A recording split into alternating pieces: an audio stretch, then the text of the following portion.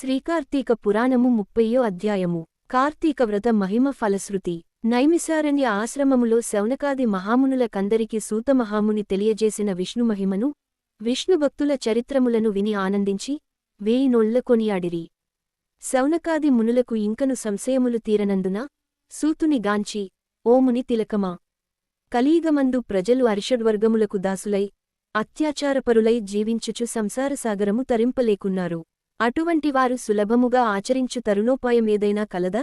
ధర్మములన్నింటిలో మోక్షసాధనకు ఉపకరించు ఉత్తమ ధర్మమేది? దేవతలందరిలోనూ ముక్తినసంగు ఉత్తమదైవమెవరు? మానవుని ఆవరించియున్న అజ్ఞానమును రూపుమాపి పుణ్యఫలమిచ్చు కార్యమేది? ప్రతిక్షణము మృత్యువు వెంబడించుచున్న మానవులకు సులభముగా మోక్షము పొందగల ఉపాయమేమి? హరినామ స్మరణ సర్వదా చేయొచ్చున్న మేము ఈ సంశయములతో ఉన్నాము. కావున వివరించి తెలియజేయుము అని కోరిరి. అప్పుడు సుతుడు ఆ ప్రశ్నను ఆలకించి, ఓ మునులారా, మీకు కలిగిన సంశయములు తెలుసుకునవలసినవి. కలియుగంలో మానవులు మందబుద్ధులు. క్షణిక సుఖములతో నిండిన సంసార సాగరమును దాటిటకు మీరడిగిన ప్రశ్నలు మోక్షసాధనము కాగలవు. కార్తీకవ్రతము వలన యాగాది క్రతువులొనర్చిన పుణ్యము, దానధర్మలు చేసిన ఫలము చేకూరును. కార్తీక వ్రతము శ్రీమన్నారాయణునకు ప్రీతికరమైన వ్రతము. ఇది అన్ని వ్రతముల కంటే ఘనమైనదని శ్రీహరి వర్ణించియున్నాడు. ఆ వ్రతమహిమ వర్ణించుటకు నాకు శక్తి చాలదు. అంతేకాదు సృష్టికర్తయగు ఆ బ్రహ్మదేవునికి కూడా శక్యము కాదు. అయినను సూక్ష్మముగా వివరించెదను. కార్తీకమాసమందు ఆచరించవలసిన పద్ధతులను చెప్పుచున్నాను. శ్రద్ధగా ఆలకింపుము. కార్తీకమాసమున సూర్యభగవానుడు తులారాశియందున్నప్పుడు శ్రీహరి ప్రీతి కొరకు మనకు ముక్తి కలుగుటకై తప్పనిసరిగా నదీ స్నానము చేయవలెను. దేవాలయానికి వెళ్లి హరిహరాదులను పూజింపవలెను. తనకున్న దానితో కొంచెమైన దీపదానము చేయవలెను. ఈ నెలరోజులు విధవ వండిన పదార్థములు తినకూడదు. రాత్రులు విష్ణు ఆలయమునగాని శివాలయంలో కాని ఆవునెయ్యితో దీపమును దీపారాధన చేయవలెను. ప్రతిదినము సాయంకాలమున పురాణపఠనము చేయవలెను. ఈ విధంగా చేసిన సకల పాపముల నుండి విముక్తులై సర్వసౌఖ్యములను అనుభవింతురు. సూర్యుడు తులారాశియందున్న నెలరోజులు ఈ విధముగా ఆచరించువారు జీవన్ముక్తులగుదురు.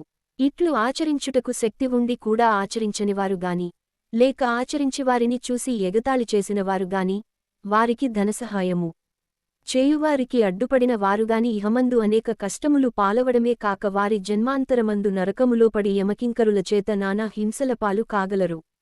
అంతేకాక అట్టివారు 100 జన్మల వరకు చండాలాది హీన జన్మలెత్తుదురు.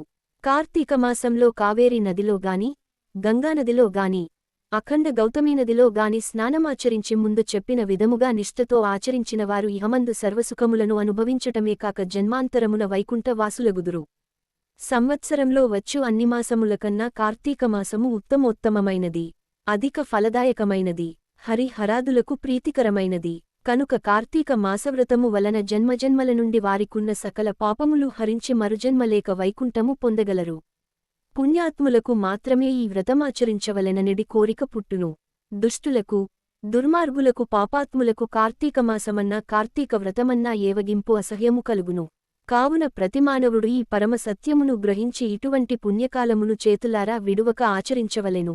ఇటుల నెలరోజులు చేయలేనివారు కార్తీక శుద్ధ పౌర్ణమినాడు అయినను తమ శక్తికొలదీ వ్రతమాచరించి పురాణ శ్రవణము చేసి జాగరణ ఉండి మరునాడు ఒక బ్రాహ్మణునకు భోజనమిడిచినచో నెలరోజులు చేసిన ఫలముతో సమాన ఫలము కలుగును. ఈ మాసంలో ధనము, ధాన్యము, బంగారము, గృహము, కన్యాదానములు చేసినచో ఎప్పటికినీ తరగని పుణ్యము లభించును. ఈ నెలరోజులు ధనవంతుడైనను బీదవాడైనను మరెవ్వరైనను సరే సదా హరినామస్మరణ చేస్తూ, పురాణములను వింటూ, పుణ్యతీర్థములను సేవిస్తూ, దానధర్మలు చేయుచున్న ఎడల వారికి పుణ్యలోకమబ్బును. ఈ కథను చదివిన వారికిని, వినిన వారికిని శ్రీమన్నారాయణుడు సకలైశ్వర్యములు ఇచ్చి వైకుంఠ ప్రాప్తి కలుగచేయును. 30వ రోజు, ఆఖరి రోజు, పారాయణము సమాప్తము. ఓం నమః శివాయ. హరహర మహాదేవ.